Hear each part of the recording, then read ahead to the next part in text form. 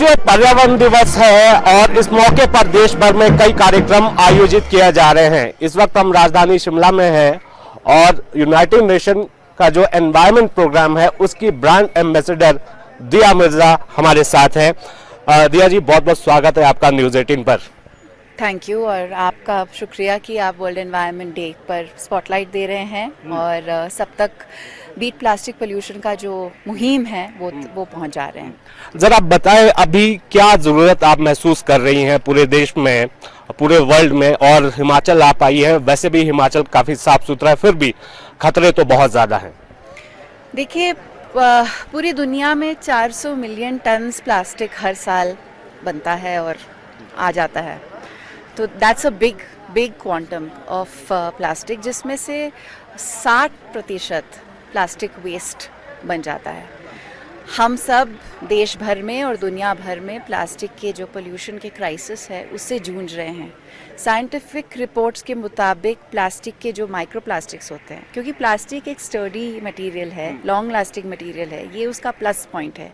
उसका negative point ये है कि वो छोटा छोटा बन के माइक्रो प्लास्टिक्स बन के माँ के दूध में पाया गया है, बच्चे के प्लेसेंटा में पाया गया है, और ये काफ़ी मतलब ह्यूमन हेल्थ के लिए बुरी चीज़ है।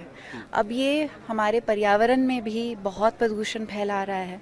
तो कोशिश यही है बीट प्लास्टिक पोल्यूशन के माध्यम से के ज़रिए कि हम बहुत सारे जो सॉल्यूशंस हैं वो लोगों तक पहुंचाएं, और जो waste management, scientific waste management के माध्यम से जो एग्जिस्टिंग वेस्ट है और जो नया वेस्ट इंट्रोड्यूस हो रहा है, प्लास्टिक वेस्ट, उसको बेटर मैनेज करने की सीखे और जो सिस्टम्स हैं वो इम्प्लीमेंट करें। मैं शिमला आकर बहुत खुश हूँ, क्योंकि हिमाचल प्रदेश में ऐसे बहुत क्रांतिकारी है, ऐसे बहुत सारी संस्थाएं हैं, सिविल सोसाइटी ऑर्गेनाइजेशंस हैं जो ग्राउंड में बहुत काम कर रहे हैं, जैसे कि हीलिंग हिमालयाज, वेस्ट वॉरियर्स, और वैसे बहुत सारे और लोग हैं जो गवर्नमेंट के साथ मिलकर, इकट्ठा होकर, एकीकृत होकर बहुत अच्छा काम कर रहे हैं। लेकिन ये भी वही कह रहे हैं कि समस्या का हल तभी होगा जब सारे स्टेक होल्डर्स एक साथ मिलकर काम करेंगे। वही सवाल मैं आपसे लेना चाह रहा था कि प्रोग्राम्स बहुत सारे हैं, बजट भी है, फंड भी है, पॉलिसीज भी बन चुकी हैं, पर थोड़ा सा लोगों के प्रति लोग जो है वो जागरूक नहीं है, ऐसा लगता है आपको भी? बिल्कुल।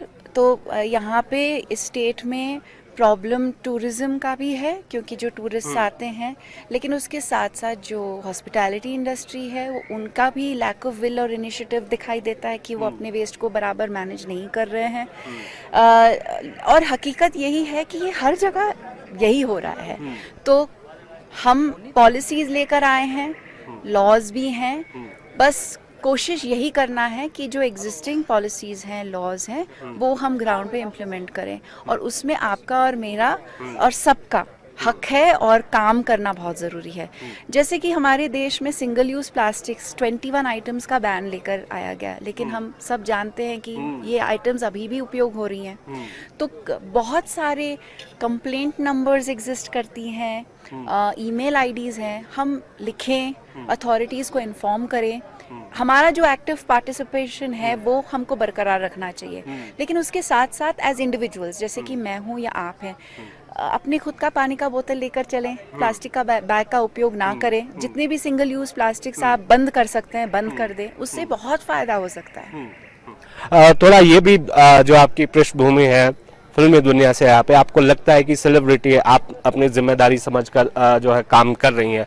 बहुत सारे ऐसे लोग हैं, ना केवल फिल्म इंडस्ट्री में, बाकी भी सेलिब्रिटीज़ हैं, चाहे खेल के माध्यम से हो, उन लोगों को भी आगे आना होगा, आम जनता को जो है साथ इस मुहिम में जोड़ना होगा। बिल्कुल ठीक कहा आपने, क्योंकि जितने लोग ये जितनी जल्दी बात समझेंगे कि पर्यावरण की सुरक्षा, प्रकृति की सुरक्षा इज़ हम मानव जाति की सुरक्षा है। Planet health and environmental health is completely connected to human health, और अगर हम सचमुच चाहते हैं कि हम सब हेल्थी हों और आगे बढ़ें और पीसफुल हों और अच्छा हो सबका, तो सबको पर्यावरण से कहीं ना कहीं जुड़ना ही होगा।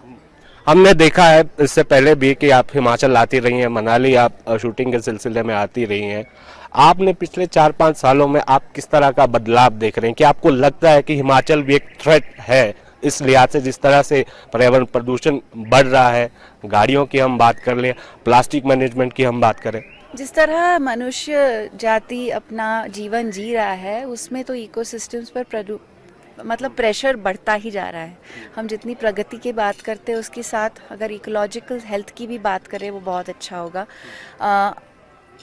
ये स्टेट आगे बढ़ रहा है बिल्कुल दूसरी स्टेट्स की तरह, लेकिन इस स्टेट के इकोलॉजिकल सिस्टम्स पे भी बहुत प्रेशर बढ़ रहा है बिकॉज ऑफ दैट, करेक्ट।